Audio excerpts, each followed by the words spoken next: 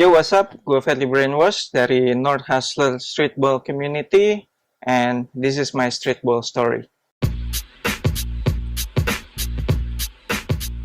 Jadi, gue pertama kali main basket itu gara-gara baca komik Slam Dunk tuh.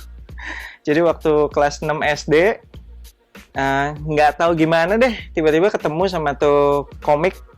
Terus pas gue baca, ini olahraga apa nih, keren banget gitu. Waktu itu belum suka basket tuh 6 SD.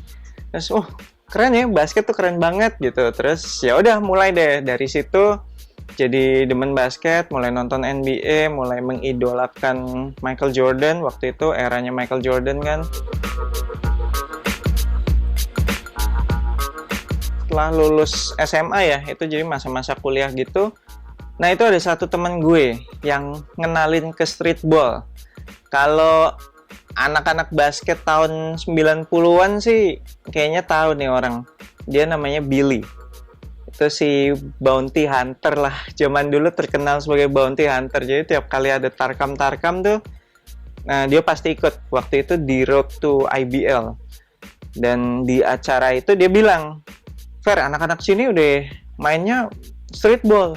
Lu pasti belum pernah lihat nih gaya-gayaan begini gitu kan." Terus selanjutnya tentunya nonton-nonton N1 Mixtape lah ya. Itu kayaknya influence paling utama lah di saat itu buat anak-anak streetball ya. Terus ya udah, singkat cerita kenal sama LA Streetball akhirnya. Waktu itu masih diajakin sama Billy. Waktu itu masih ikut timnya namanya Borobudur. Itu pertama kalinya gue ikut kompetisi LA Streetball, dan selama di LA Streetball sih lumayan oke. Jadi 2 tahun berturut-turut itu kita sampai 8 besar.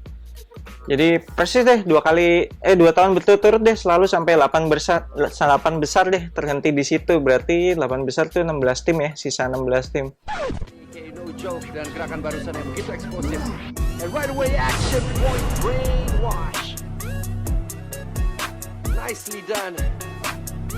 Skor menjadi 1-1. Good hesitation, fake. Dikolongin aja. Gets the action point. Missed the jumper. Pacing it up. Checking the defense. Brainwash. Long two-pointer and gets it. Score is tied. 2-2.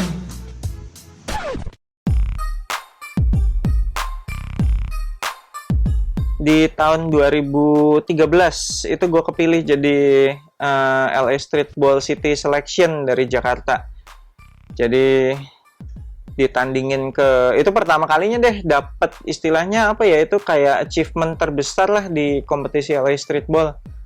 Berangkat ke Jogja, cuma memang waktu itu nggak bisa perform. Di tim gue ada streetball legend juga, namanya Richard Insane. Jadi gue setim sama Richard Insane. Ya udah, semua bola harus ke doi ya kan, respect the legend gitu kan. So ya nggak bisa perform sih waktu di Jogja, cuma udah bisa kepilih jadi City Selection Jakarta. Itu udah sesuatu yang di luar perkiraan gue banget, karena selama ini gue juga ikutan LA Streetball nggak yang ngincer gimana banget sih, nggak yang pengen juara banget. Intinya gue lebih happy aja gitu, ada wadah buat kita nunjukin skill streetball kita gitu loh. Jadi happy banget dengan itu, dan tiba-tiba kepilih City Selection itu udah kayak door prize banget waktu itu. Udah ikutan LA Streetball 3 tahun, 2 tahun 8 besar mulu, terus kepilih City Selection. Jadi di tahun 2014-nya ceritanya pede nih, harusnya tahun ini bisa melangkah lebih jauh. Nggak taunya kalah di awal dong. Gokil. Padahal gue udah nyiapin squadnya lumayan waktu itu, kayak big man-nya udah ada 2 orang gitu. Terus anak-anak yang lain juga pada jago-jago basket gitu kan. Tapi ternyata waktu itu ketemu Ballstar justru. Ketemu Ballstar yang dipegang sama si Bicek. Gue inget pelatihnya Bicek, aka Demolition. Terus ketemu Ballstar, dan itu kalah tuh di awal. Itu kayak, wah tamparan banget sih. Gila, abis kepilih City Selection tahun lalunya, begitu masuk tahun depan langsung kalah di awal tuh, itu kayak wah gila, nampar banget gitu. Here we go. Action point right away, brainwash. And gets the jumper. Dapat 3 poin. 1 action point. 1 jumper. And the bonus point. Total 3, skor menjadi 6-5. Here we go. Another 2-pointer. 1,5 menit. Brainwash, another 2-pointer. He's hot from here.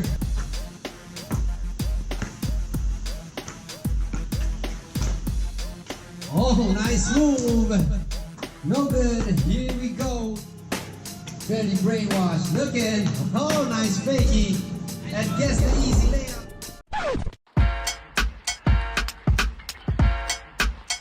Trik itu adalah salah satu elemen pembeda lah, elemen yang spesial di streetball.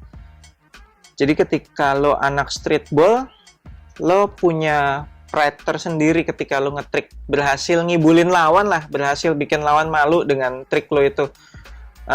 Jadi menurut gue sebenarnya ada point breaker atau nggak ada point breaker, menurut gue kalau lo anak streetball, ya lu nggak usah takut buat ngetrik, nggak usah mikir ngapain gue ngetrik kalau nggak dapet poin, atau ngapain gue ngetrik nanti malah dimarahin teman setim atau dikatain badut segala macam. Ya enggak sih, ketika lu anak streetball emang trik itu sebenarnya udah ngalir di dalam diri lu gitu. Menurut gue buat kita yang emang masih anak-anak streetball yang proud dibilang anak streetball, ya nggak usah ragu buat ngeluarin trik sih. Mau dapat poin mau enggak, ya udah, it's in the blood. Emang itu ciri khasnya kita.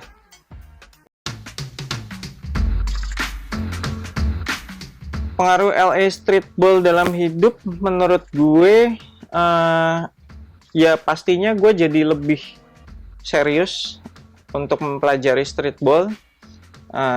Terus juga dengan masuknya gue sebagai City Selection itu jadi kayak nambah portfolio lah ya istilahnya, jadi lebih dikenal juga, jadinya lebih di respect tentunya. Terus juga ya dari nama gue yang di streetball itu sekarang bikin YouTube nih, Anak Basket Channel, tolong di follow ya nanti. Jadi ternyata dari gue bikin YouTube channel itu, gue kaget juga sih, ternyata maksudnya banyak orang yang kenal gue. Di situ gue baru, terus terang begitu bikin YouTube channel itu, gue baru sadar bahwa loh kok pada tahu gue gitu sebagai anak streetball gitu. Jadi ya pengaruhnya besar banget sih.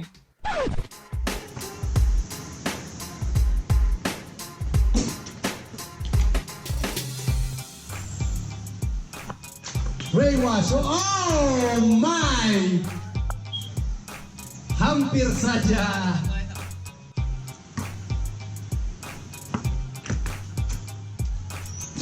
Bucket.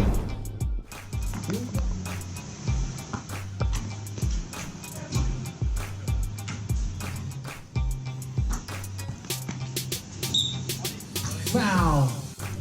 Ya kalau mau nampel dari situ nampel aja. Langsung ya. Bucket.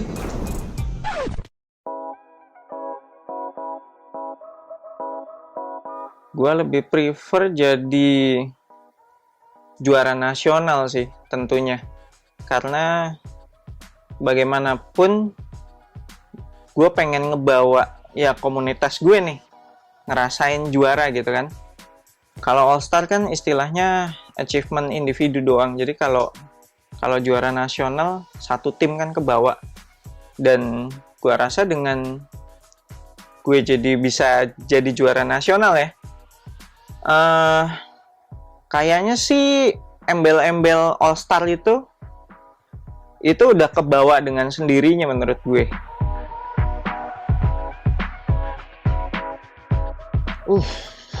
Tough question ya. Zaman waktu kita masih main dengan konsep open run itu, sebenarnya North Hustler itu istilahnya siap sih ngelawan siapa aja gitu kan. Tapi kita tahu ada nama-nama besar kayak waktu itu Future, terus ada Ballstar gitu. Tapi apakah dianggap kayak rivalry? Ya enggak juga, karena kita tahu bahwa kita bisa ketemu mereka kapan aja nih. Bisa ketemu di awal, bisa ketemu di akhir, udah harus siap deh lawan siapa aja. Dan kayaknya tiap tim waktu itu kayak punya apa ya, keseremannya sendiri-sendiri sih. Ada yang punya dunker, ada yang punya trigger yang gokil banget, yang point breakernya bisa banyak banget. Kalau Ballstar tentunya ada Bang Bayu Radityo, ada Bang Bicek kayak Demolition gitu. Ada 9PM juga waktu itu. Jadi waktu itu kayaknya banyak nama-nama komunitas streetball yang gede, yang emang kuat gitu. Jadi kayak kita nggak matokinnya, oh ini rivalry kita nih gitu. Tapi ya harus siap sih ketika ketemu sama tim-tim tersebut. Another back to Papa action point. Whoa, nice. Brainwash, Toin gets the offensive rebound, shoots again, and gets another offensive rebound. Action point back to Papa. Flintstone shuffle, action point again. Dapat dua action point. Back to Papa. That's one action point. And Flintstone shuffle. Another action point. Namun dihentikan oleh shot clock.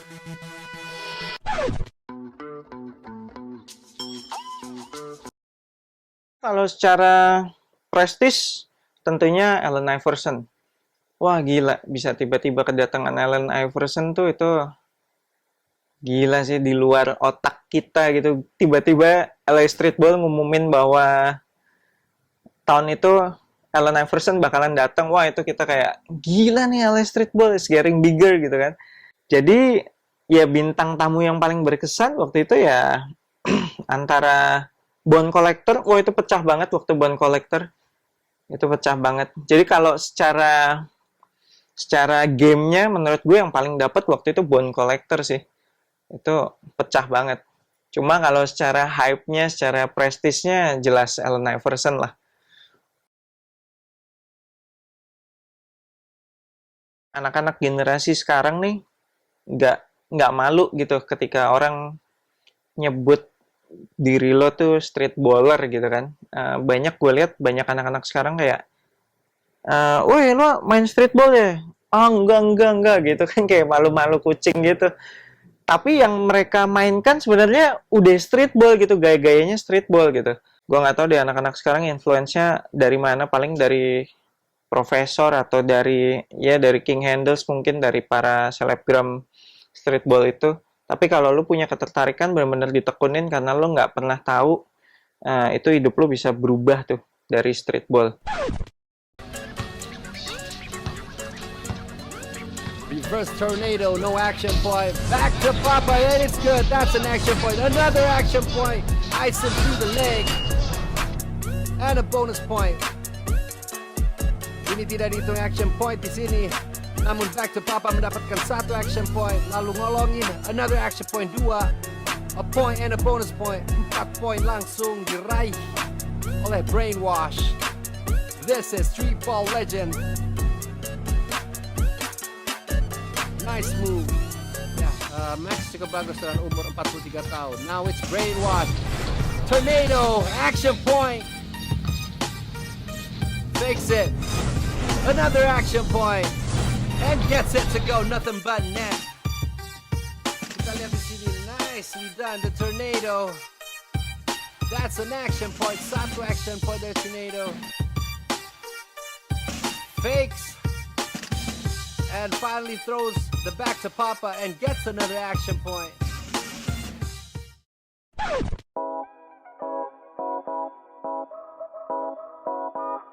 Sebenarnya konsep open run kayak dulu tuh udah the best banget sih. Nggak tahu kenapa terus harus diubah ke konsep jadi yang sekarang apa tuh, yang challenge the world ya, challenge the world. Maksudnya challenge the world juga menurut gue bagus, itu kayak ngebuka kesempatan buat pemain-pemain yang emang punya potensi buat ngerasain ngadu streetball di luar negeri itu keren juga sih. Kalau Challenge the World kan cuma individu yang mempersiapkan. Tapi kalau Open Run, timnya yang mempersiapkan. Jadi cakupannya tuh lebih luas lagi, lebih gede lagi. So, iya sih harapannya ke depan bisa dibalikin tuh sistem Open Run kayak gitu. Itu keren banget sih.